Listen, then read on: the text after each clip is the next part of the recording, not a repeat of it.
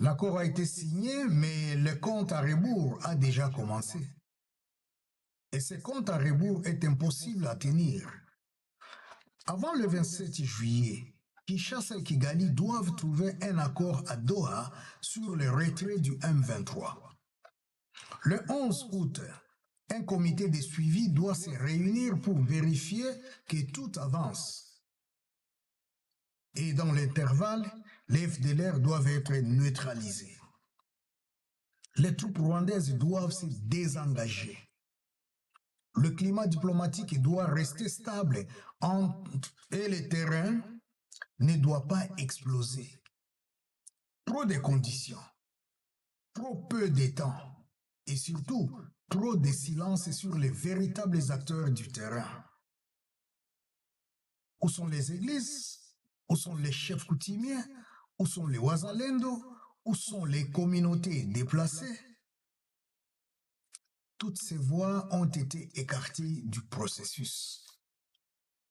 Toutes ces forces sont toujours actives, armées, mobilisées, et ce sont elles sur les terrains qui feront échouer ou réussir ce traité.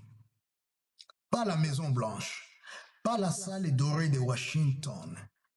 En vérité, le calendrier imposé par les Américains ressemble à une course diplomatique où les jambes congolaises sont déjà attachées.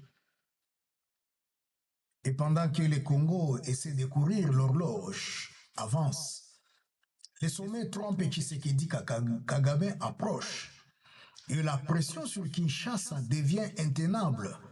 Parce qu'en cas d'échec, le gouvernement congolais n'aura aucun filet de sécurité.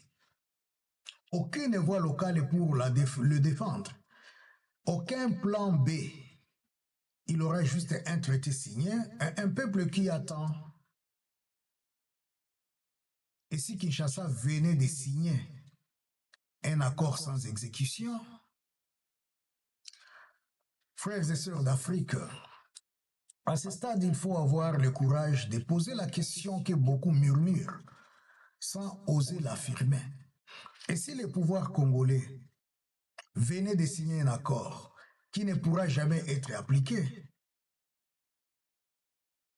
car tout porte à croire que ce traité n'est pas seulement fragile, il est techniquement inapplicable, politiquement risqué et stratégiquement dangereux.